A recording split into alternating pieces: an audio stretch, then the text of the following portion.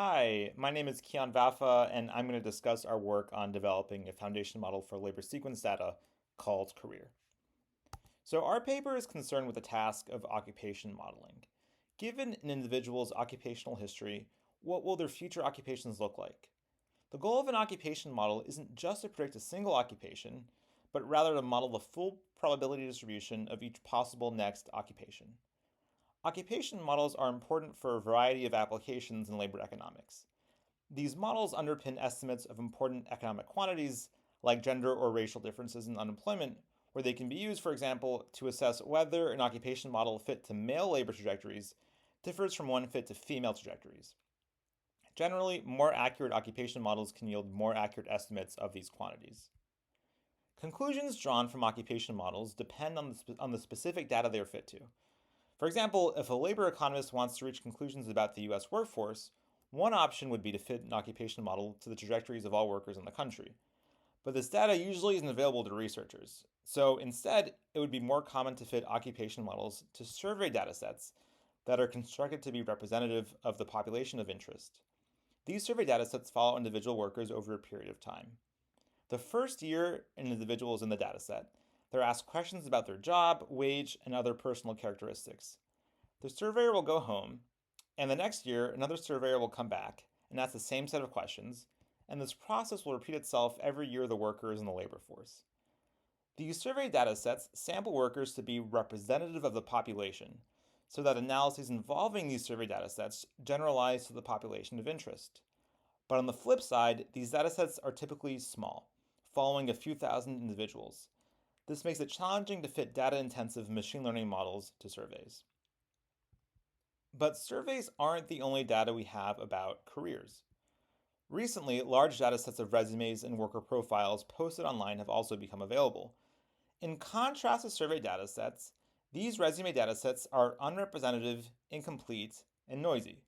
This means they can't be used directly for labor economics analyses, like estimating gender differences in unemployment, because they're unrepresentative and individuals may obfuscate unemployment history. But they are large. They can contain millions of labor trajectories. We're interested in the following question. How can we use resumes, which are unrepresentative but large, to fit better occupation models to surveys, which are representative but small? The approach we use is a foundation modeling approach. We first train an occupation model using resume data. This resume data is noisy and unrepresentative, but the scale enables the model to learn patterns about occupational trajectories that can generalize. In the next step, we adapt the model to a small survey dataset that's representative of the population we care about. So we end up with a model fit to small survey data, but the resume data provides it with a head start. We call this approach career. In our paper, we treat job histories as sequences of occupations at discrete time steps. Occupations are also discrete, encoded using a taxonomy like ONET SOC, which can contain hundreds of different occupations. So job histories are high dimensional, since the number of possible job histories grows exponentially with the sequence length. Career is based on learning a low dimensional representation of job history, which is a function that transforms a career history into a d-dimensional real vector. So representation should carry all relevant information for predicting future occupations. So to predict an individual's future occupation, we only need to condition on a d-dimensional vector instead of conditioning on the full history. So the question is, how is this representation formed? We take inspiration from natural language processing, where transformers have been incredibly effective at modeling long sequences of text. Transformers are neural networks that can be applied to arbitrary sequences of discrete objects. Occupation trajectories are similar to sequences of text in that both are sequences of discrete objects. So we use a transformer as an occupation model, but instead of using it to predict the next word in a sentence, we use it to predict the next occupation an individual has in their career. But sequences of occupations differ from sequences of text in a few ways. For example, occupations are more likely to repeat consecutively than words in English. An individual may have the same job year after year, but you won't see too many sentences with the words the. Occupation trajectories also contain covariates, like education and location, which text sequences typically don't contain. So we modify transformers to account for these differences. transformers require a lot of data to learn good representations, so applying them directly to small survey datasets may not yield good predictions. So we use a transfer learning approach. Representations are first fit to resumes and then adjusted on small survey datasets. So there are two steps. In the first step, we take as input millions of resumes and use them to learn a function that transforms a career trajectory into a low-dimensional representation. In the second step, we adjust this representation function on a small survey dataset. Here the input is not only survey data, but also the representation function that was pre-trained, that is, fit to resume data. Using this new survey data, we modify the function so that it outputs a representation that can predict an individual's next occupation. We evaluate career in three settings. The first is prediction, where we measure how accurate the likelihoods that career assigns to each transition are. The second is forecasting, where we only train career on sequences up to a certain point in time and evaluate its predictions after. And the third setting is wage prediction, where we take career's representations, which are trained to predict next jobs, and assess how effective they are for predicting an individual's wage.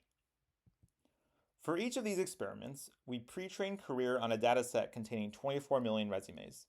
We consider three common survey datasets: NLSY79, NLSY97, and PSID.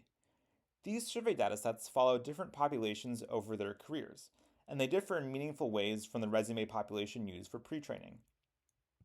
Still, the resume data helps career make effective predictions on survey datasets. This table shows the held-out perplexity of career and other econometric and data mining baselines. Perplexity is a monotonic transformation of log likelihood. Lower perplexities indicate more accurate predictions. Career makes the best predictions, and pre-training on resumes is crucial to its predictive advantage. Here we show how career's predictive performance on NLSY varies as a function of the number of resumes it's pre-trained on. Performance appears to follow a power law, similar to scaling laws observed in natural language processing. We also show that career is effective at forecasting. Here we train career on all occupations before 2014 and see how effective career is at making predictions for individuals after 2014. This table compares career's perplexity to a few baselines on NLSY 97 for 2, 4, and 6-year predictions. For each model, predictive performance suffers the further out into the future we extrapolate, but across all settings, career makes the closest predictions.